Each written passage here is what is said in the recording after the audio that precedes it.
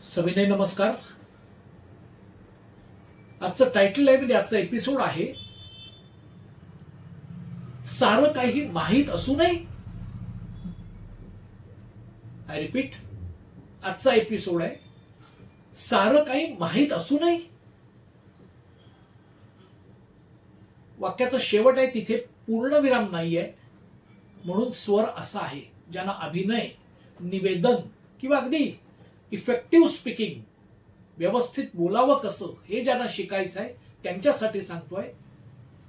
सारं काही माहीत असूनही इथे पूर्णविराम नाहीये.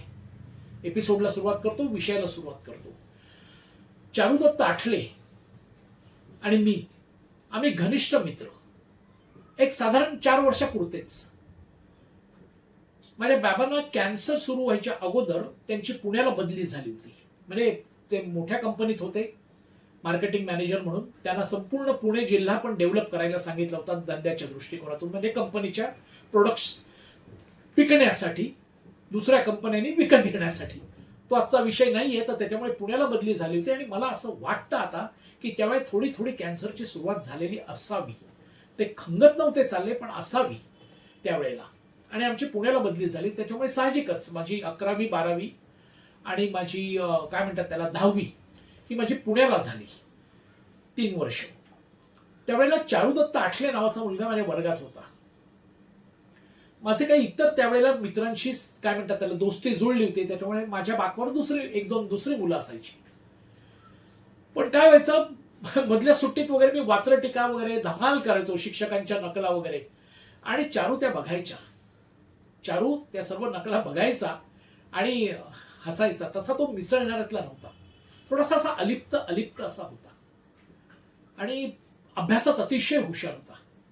म्हणजे शिक्षकांना त्याच्याबद्दल अतिशय काय म्हणतात त्याला कौतुक वाटायचं. त्याचं वागणं अतिशय, हो म्हणजे काय म्हणतात त्याला गुणांचा सद्गुणांचा पुतळा असतो. सगळेजण म्हणायचे की चारू एकदम कसा आहे, नाही मुलगा अगदी व्यवस्थित वगैरे, फालतूगिरी नाही, आरडाओरड नाही. आणि आमची जी काय थोडी आगाऊगिरी चालायची, नकला करणं शिक्षकांच्या वगैरे, काही नाही. आणि एकदा सायकल स्टँडवर, शाळा आणि कॉलेजच्या सायकल स्टँडवर माझी सायकलच्या शेजारी चारू त्याची पण सायकल लावायला आला. त्यावेळेला आम्ही सायकलवरनं असायचो. त्यावेळेचे वडील असे काय हे पैसे आणि आता घे मोटरसायकल वगैरे वगैरे असे नव्हते. ऐपत असली तरी नव्हते, हे समजून घ्या जरा. आणि मग चारूशी थोडंसं बोलणं झालं आणि मग दोस्ती जुळली.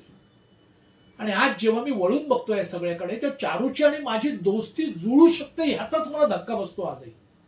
मी प्रचंड बडबड्या, प्रचंड वात्रटगिरी, काही वेळप्रसंगी आगाऊगिरी असा धुमाकूळ घालणारा, आणि चारू कमालीचा शांत, साधा, सरळ, नाकासमोर चालणारा, अगदी काय म्हणतात ते. तरी आमची दोस्ती जुळली. चारूला मी आवडायचो. त्यात काय झालं, गॅदरिंग मध्ये मी हिरो असायचो. एकदम आपला जमाना होता असं म्हणूया आपण. त्या चिकार भाव म्हणजे मी भाव नाही खायचो, पण मला भाव दिला जायचा. अगदी शिक्षक सुद्धा वगैरे मला प्रचंड काय म्हणतात त्याला हिरो करायचे त्यांच्या सगळ्या प्रोजेक्ट्स मध्ये, गॅदरिंग मधल्या.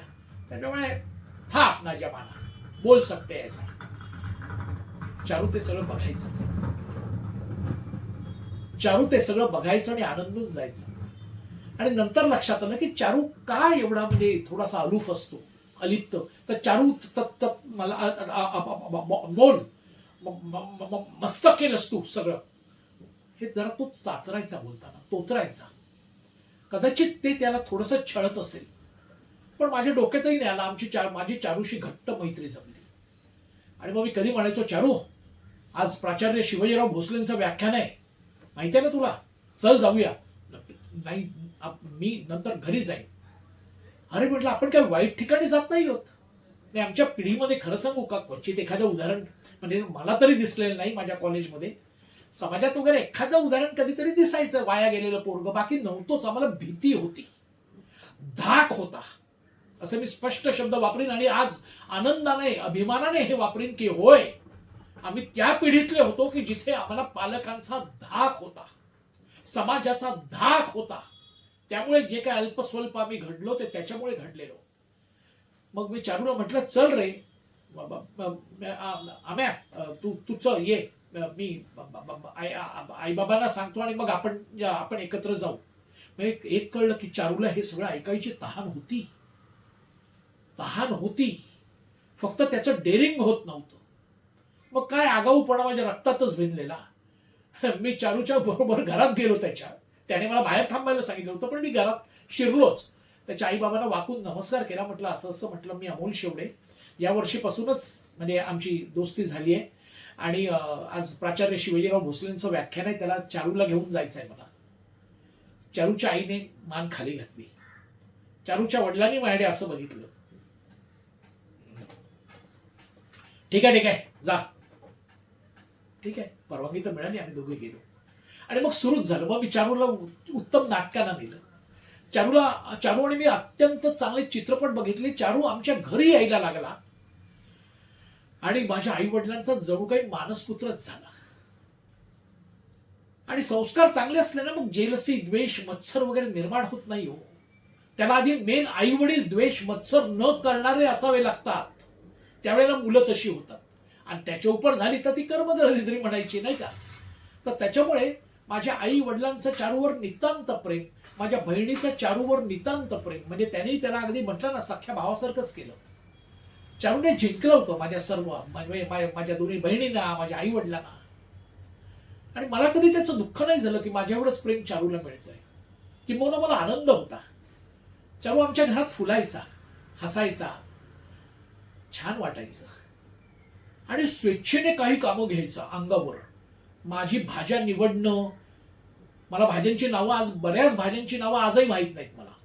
म्हणजे समोर आल्यावर ओळखता येते, पण असं पटकन सांगितलं तर जरा गोंधळच आहे सगळा. तर चारू आईला सांगायचा, काकू मी भाजी आणतो. त्याला त्याचं सगळं कळायचं. अन्नधान्यामधलं, भाज्यांमधलं, फळं कुठची निवडावीत, कशी निवडावीत, हे सगळं चारूला कळायचं. आईला खूप विचित्र वाटायचं असं चारूला सांगायला. तो पिशवी खेचूनच घ्यायचा. नाही मी आणणार. घरातलाच होऊन गेला तो. आणि चारू आणि मी, न्यूटनचा सिद्धांत आहे, नियम आहे, opposite poles attract each other, नाही का. दोन संपूर्ण विरोधी टोकं असलेली आम्ही मुलं, आम्ही एकत्र आलो.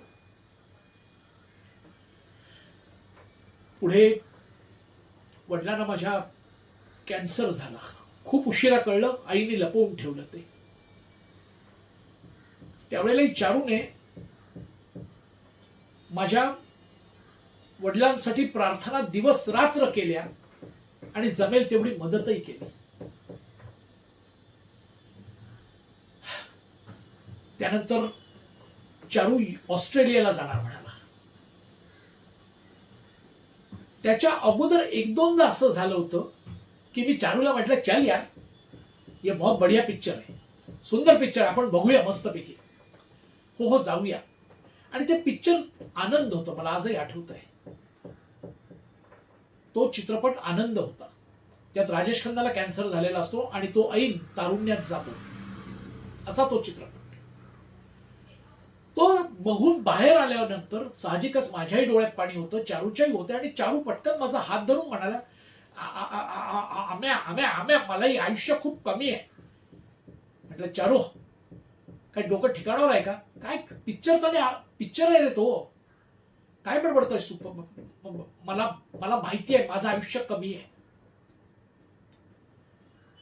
म्हटलं, चारू ठीक आहे, आज बोललास, परत बोलू नकोस, माझं डोकं सटकेल. म्हटलं, काही गरज नाही हे सगळं बडबडायची, हे ठरवणारा तू कोण? म्हटलं, हा आज देवाने तुला चारू अतिशय नीटच होता दिसायला, सुंदर होता दिसायला. आणि त्यात योगा वगैरे सगळं एकदम परफेक्ट. आणि उगाच अगोचर काय म्हणतात त्याला, तेलकट तुपकट बाहेर खाणं नाही, रस्त्यावर खाणं नाही, काही नाही, उगाच जागरण नाही, काही नाही, शिस्तबद्ध आयुष्य. आणि असं बोलतोयस तू हा की बोल, मला आयुष्य जास्त नाहीच आहे. म्हटलं, नाही चारू, बस मी नाही सहन करू शकत एवढं एक वाक्य. बाकी तू माझे कान धर, माझ्या थोबाडीत मार, पण हे वाक्य बोलू नकोस रे चारू, बोलू नकोस. नंतर असंही अजून एक दोनदा झालं. त्यानंतर चारू ऑस्ट्रेलियाला जाणार होता पुढील शिक्षणासाठी.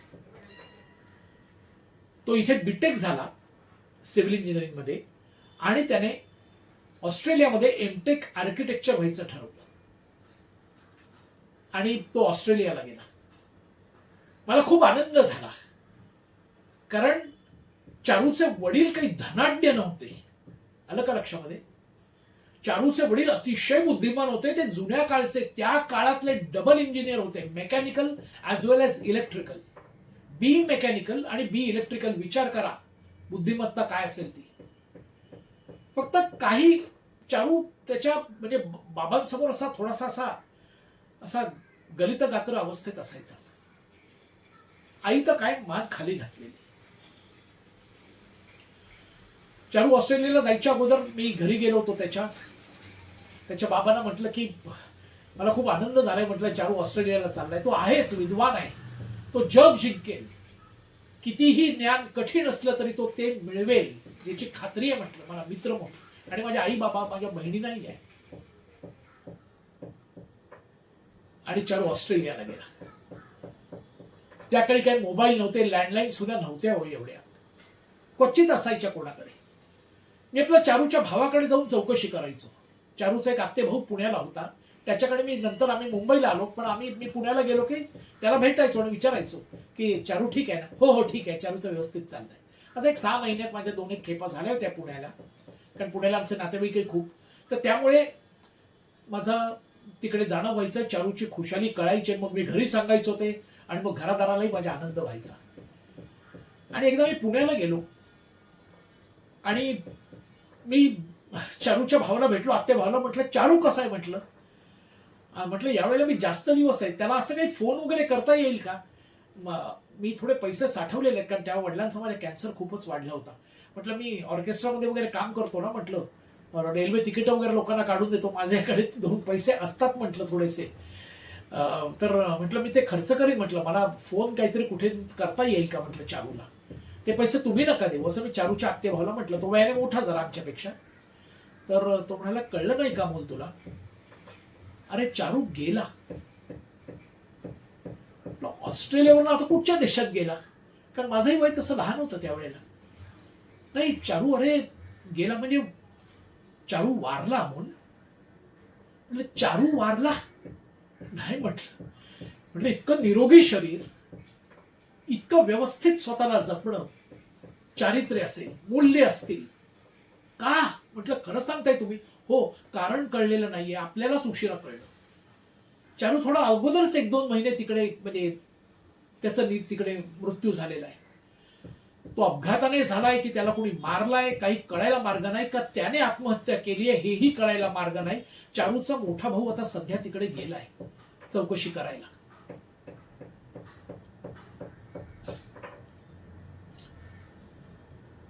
चारूची आई खचलीच त्याच्यानंतर, आणि मधल्या काळात त्याचे वडीलही गेले होते. चारूचे वडील उत्कृष्ट ज्योतिषी होते, जबरदस्त नॉलेज त्यांना ज्योतिषाचं. मी परत सांगतोय, ज्योतिषशास्त्र हे सांगणाऱ्यावर अवलंबून आहे. कुडमुडे ज्योतिषी त्या विद्येचं, त्या ज्ञानाचं अवमूल्यन त्यांच्यामुळे होतं. ते ज्ञान मोठं आहे. हा प्रत्येकाचा शेवटी श्रद्धेचा किंवा अनुभवाचा भाग आहे. अनुभवाचा भाग ठेवावा ना, अगदी श्रद्धा ठेवण्याच्या पेक्षा. अनुभव आला तर गोष्ट वेगळी. पण चारूच्या वडिलांचा ज्योतिषाचा अभ्यास दांडगा होता, माझ्याही वडिलांचा होता, म्हणून मला या शास्त्राबद्दल थोडीफार माहिती आहे. आज चारूच्या बद्दल विचार करताना असा राग येतो, तुम्हाला सांगतो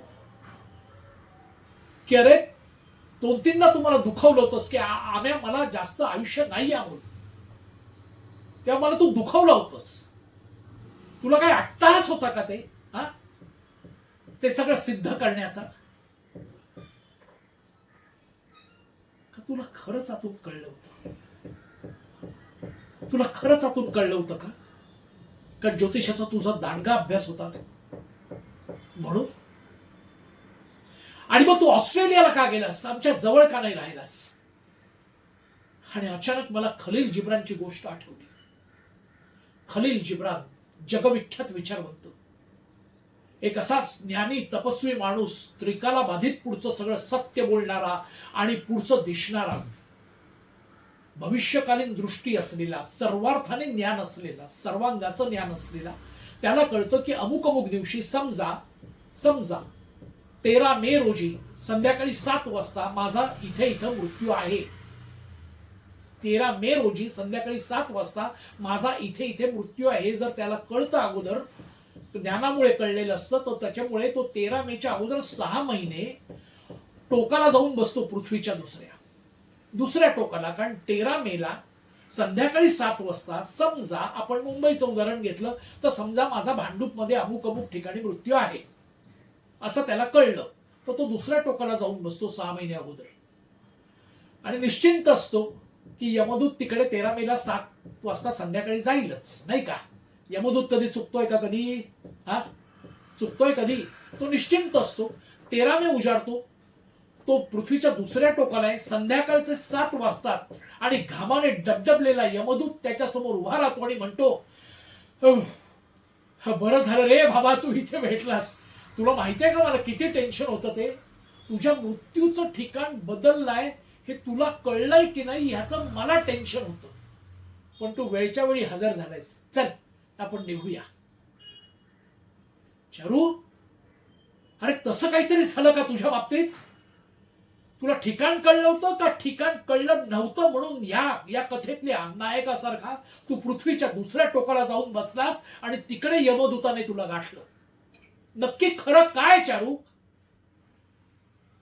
सारं काही माहीत असूनही मग तू आमच्या जवळ का नाही थांबलास रे?